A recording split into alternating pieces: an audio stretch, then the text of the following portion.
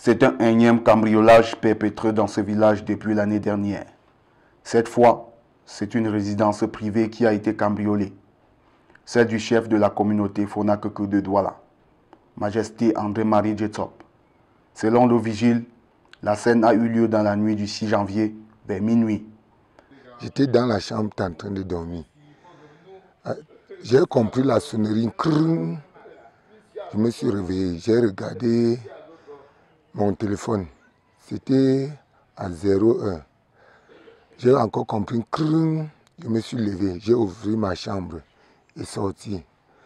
Quand je sors de la chambre, j'ouvre encore la chambre du petit salon pour sortir, pour aller vers la barrière. J'ai compris. L'ampoule, cac, on met seulement le fusil sur mon épaule comme ça. On me fait encore entrer dedans. Arrivé dedans, je m'assois d'abord sur le lit. Il me fait, monsieur, entrez en bas du lit. J'entre encore en bas du lit. Il me ferme dedans. Il prend les clés. Quand il voulait retirer la clé sur la porte, la clé s'est cassée. Il me bloque dedans. J'étais là-bas en train de dormir. J'ai pissé sur moi, sérieusement. Quand je ne comprends plus encore les bruits, je me couche toujours. Je sors en bas du lit, doucement. Quand je ne comprends plus encore les bruits, je sors seulement ma tête comme ça sur la fenêtre. J'ouvre la fenêtre, je sors la tête dehors. Je crie, j'appelle Mene Chanta, Mamago, Mandenio, Péchilo, Fokoganjagao.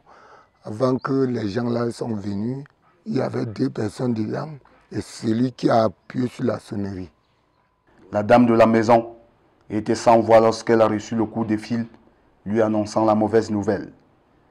D'après elle, rien de valeur n'a été emporté, sauf un habit traditionnel. Nous, on a été surpris.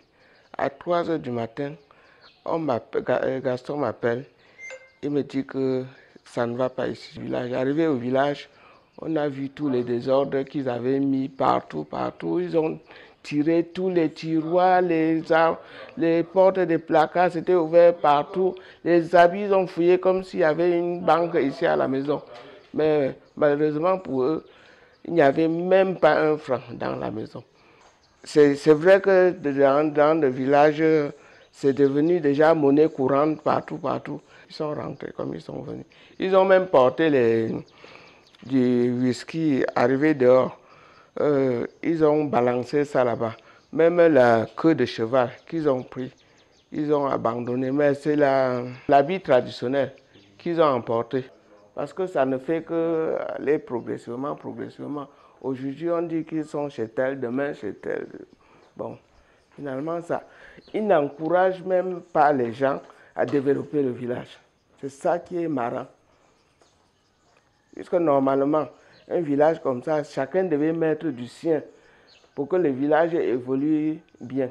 Mais quelqu'un ouvre une petite boutique, demain tu entends qu'on a cambriolé.